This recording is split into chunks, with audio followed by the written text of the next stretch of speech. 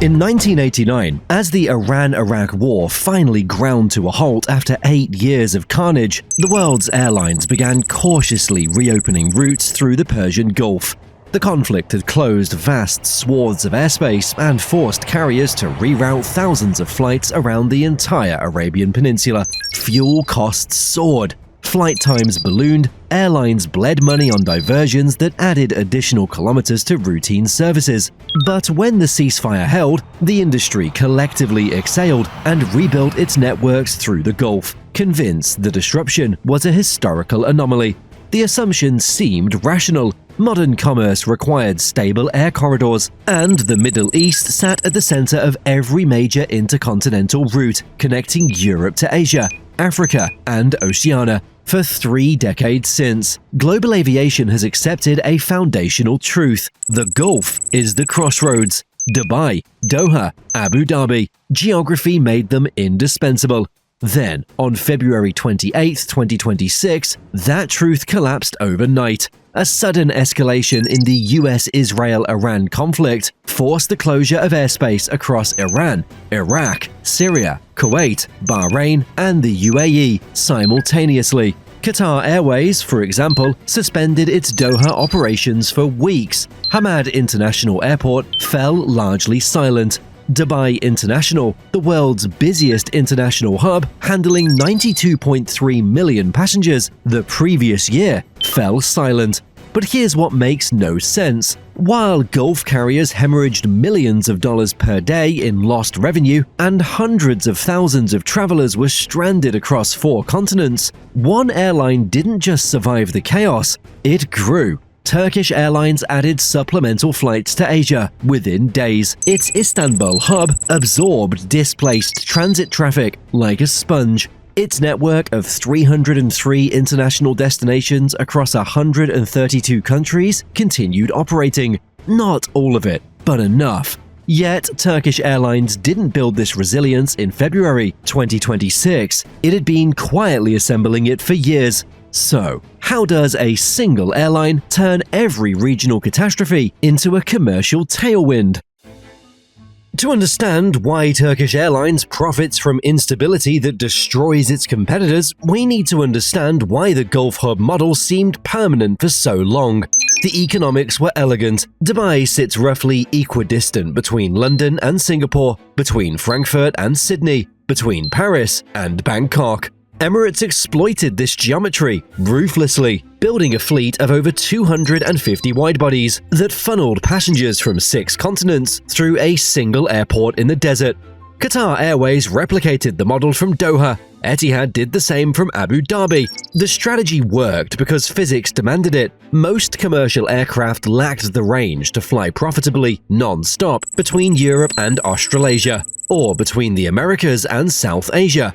Passengers had to stop somewhere. The Gulf carriers ensured that somewhere was their hub. Passengers adapted. The architecture of long-haul aviation reorganized around 3 cities in the Arabian Peninsula. By 2025, Dubai International alone processed 92.3 million passengers annually. Doha handled 52.7 million. The Gulf carriers collectively commanded enormous shares of Europe-Asia, Europe-Africa, and Europe-Oceania traffic. But this model contained a fatal vulnerability that everyone knew about and no one could fix. Every single flight connecting Europe to Southeast Asia, to Oceania, to South Asia through the Gulf must transit airspace controlled by nations locked in perpetual geopolitical tension: Iran, Iraq, Yemen, the Arabian Peninsula itself. One military escalation, one missile exchange, one airspace closure, and the entire system collapses. Not gradually, instantly. Istanbul sits northwest of the region. It occupies a geographic corridor between Europe and Asia that passes over Turkey and the Black Sea, rather than through the Persian Gulf. Flights from Istanbul to East Asia can route north of Iran entirely, over the Caucasus through Central Asian airspace, and into China without ever entering a conflict zone. Flights from Istanbul to Africa pass over the eastern Mediterranean and Egypt. Flights to Europe barely leave NATO airspace. This is not a marginal advantage, it is a structural immunity. Or, so the theory goes. The February 2026 crisis would test exactly how far that immunity actually extended. In 2022, something happened that previewed exactly how Turkish Airlines would exploit this position. Russia invaded Ukraine. The European Union, the United States, and their allies imposed sweeping sanctions, including airspace restrictions for Russian carriers. Mutual airspace closures severed direct links between Russia and the West overnight. Lufthansa couldn't fly to Moscow. British Airways couldn't fly to St. Petersburg. Turkish Airlines kept flying. Turkey, despite its NATO membership, did not participate in aviation sanctions against Russia. Istanbul became the primary bridge connecting Moscow to the rest of the world. Traffic through Istanbul surged during the immediate aftermath. Russian businesspeople, diplomats, tourists, and families who previously flew directly to European capitals now routed everything through Istanbul. The airline didn't stumble into this position, it chose it. Turkey's quasi-neutral foreign policy, carefully cultivated by President Erdogan, gave Turkish Airlines access to operate where Western carriers could not, and the carrier exploited it aggressively, maintaining frequencies to Russian cities that generated enormous premium revenue precisely because no competitor could match them. This was the template. Conflict creates a vacuum, geography determines who can fill it, and Turkish Airlines sits in the one corridor that regional chaos cannot touch. The Russia strategy was lucrative, but it was defensive, absorbing traffic that others lost. What happened in Syria demonstrated something more aggressive. Turkish Airlines doesn't just benefit from conflict, it actively positions itself to capture the reconstruction that follows. In December 2024, the Assad regime fell. After 13 years of civil war that had killed hundreds of thousands and displaced millions, Syria's government collapsed. Turkey reopened its embassy in Damascus on December 14, 2024, barely days after the transition. Turkish Airlines resumed commercial flights to Damascus on January 23, 2025. Flight TK-846 carried hundreds of passengers, including CEO Bilal Eksi himself. The cabin was filled with Syrian refugees returning home for the first time in over a decade. The emotional weight was enormous, but so was the commercial calculation.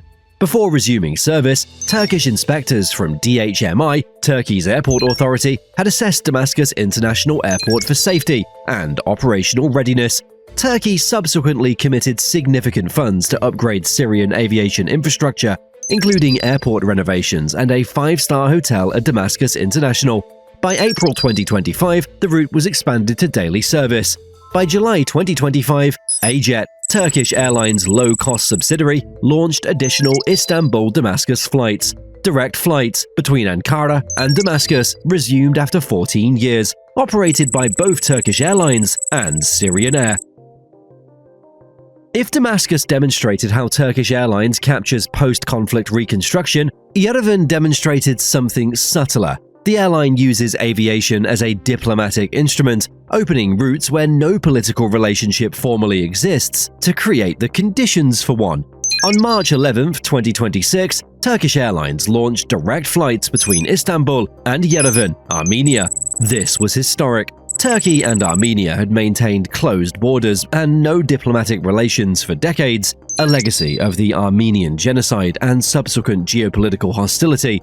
The flight represented not just a commercial service, but a tangible act of soft power, using an airline seat to bridge a divide that diplomats had failed to close for a century. The timing was deliberate. While Gulf carriers were grounded by the Iran crisis, Turkish Airlines was simultaneously expanding into entirely new markets. This pattern, fly where others won't, fly when others can't, and fly before others dare, has defined the carrier's network strategy for over a decade. It now serves 65 cities in Africa alone, more than any non-African carrier. But here's where this entire story takes a big, unexpected turn. The significance of Turkish Airlines' dominance isn't really about Istanbul's geography, and it isn't about geopolitical opportunism. It's about what a fleet of narrowbodies can do to an entire industry's competitive assumptions. You see, Emirates operates a fleet built around massive widebody aircraft. Boeing 777s carrying 350 passengers, Airbus A380s carrying over 500. These aircraft are extraordinarily efficient when they fly full, but they require enormous passenger volumes to justify operation. This creates a structural limitation that most analysts overlook. Gulf carriers cannot profitably serve secondary cities that generate only 100 to 150 passengers per day. Turkish Airlines can. By deploying Boeing 737s and Airbus A320 family aircraft, Turkish Airlines profitably operates routes to cities in Sahel, in Central Asia, in the Caucasus, in secondary Middle Eastern markets that Emirates physically cannot serve. A 737 carrying 150 passengers to N'Djamena or Dushanbe or Mogadishu generates profit at load factors that would bankrupt a 787 on the same route. This is why Turkish Airlines serves 303 international destinations, while Emirates served 148 at the end of March 2025. The gap isn't ambition, it's aircraft economics. Every 737 that touches down in a city no Gulf carrier can reach creates a feeder passenger for Istanbul's hub. Thousands of secondary city passengers connect through Istanbul onto wide-body flights to London, New York, Sao Paulo, and Tokyo. The Gulf carriers optimized for trunk routes between major cities. Turkish Airlines optimized for capillary reach into every market that generates even modest demand. And when conflict disrupts the trunk routes, those capillary connections become the only functioning network in the region. Consider the financial evidence. In 2025, Turkish Airlines generated approximately $24.1 billion in total revenue. Together with AJet, it carried 92.6 million passengers at a load factor of 83.2%. Net profit reached approximately $2.9 billion.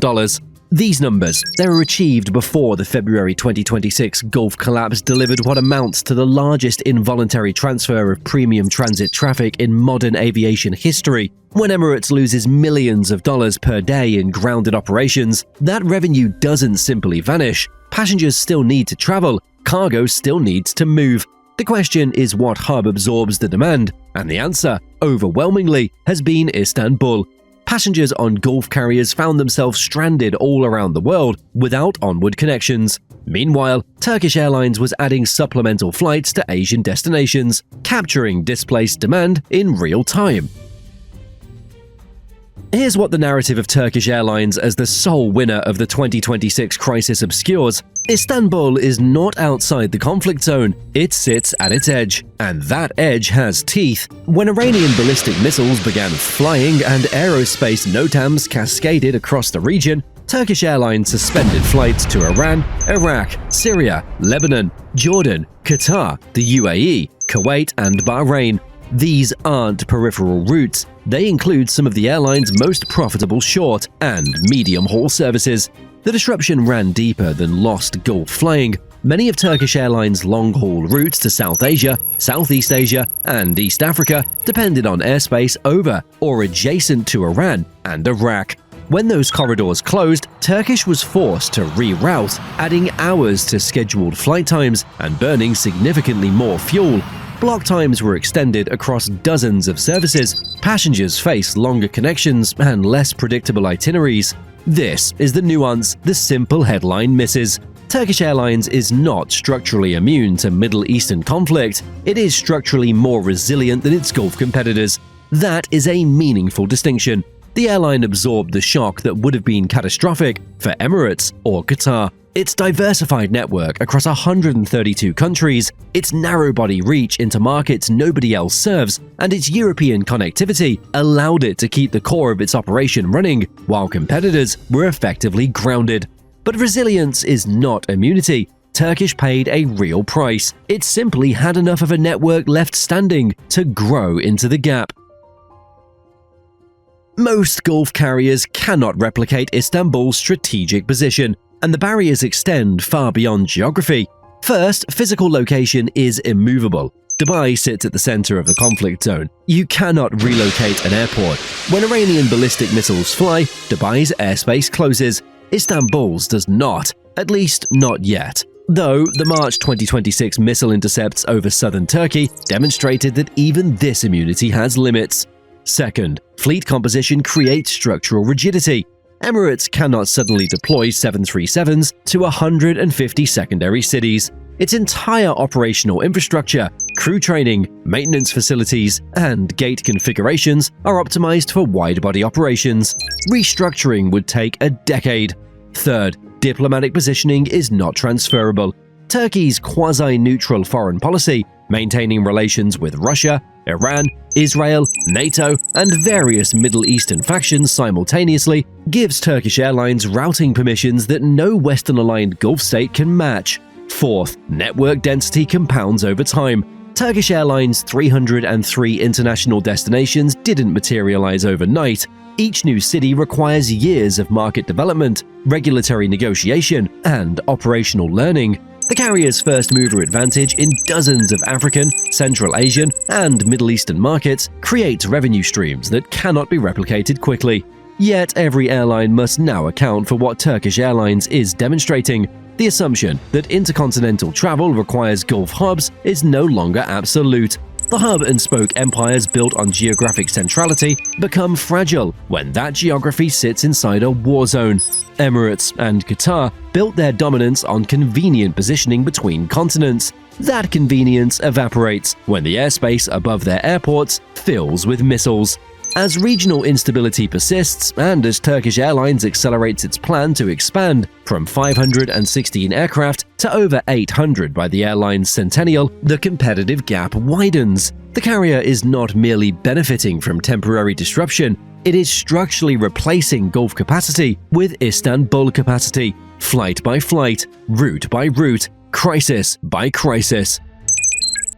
In 1989, when the Iran-Iraq War ended, the world's airlines rushed back through the Gulf because there was no alternative. The hub geography was too central, too convenient, too efficient to abandon. The return was automatic and unquestioned. 3 decades later, Turkish Airlines represents proof that the alternative exists and that it was being built in plain sight while the industry looked the other way. When those supplemental flights departed Istanbul for Asian capitals during the February 2026 crisis, they carried passengers who hours earlier had been booked on Emirates, Qatar, and Etihad. Those passengers' airlines had hundreds of wide-bodies sitting on the ground in the desert. Turkish Airlines had a fleet of hundreds of its own aircraft, a corridor north of the chaos for the routes that mattered most, and a network reaching 132 countries. Yes, Turkish suspended its Gulf flying. Yes, its long-haul routes burned more fuel on longer paths around closed airspace. Yes, its South Asia and Southeast Asia schedule was disrupted. The airline was not untouched. But it had something its competitors lacked, enough network left standing to absorb the shock and grow into the vacuum. That is evidence that sometimes the most significant shifts in aviation don't require technological breakthroughs or revolutionary aircraft. Sometimes they require geography, patience, a diversified network that no single crisis can fully ground, and the willingness to bet that the next crisis is always coming.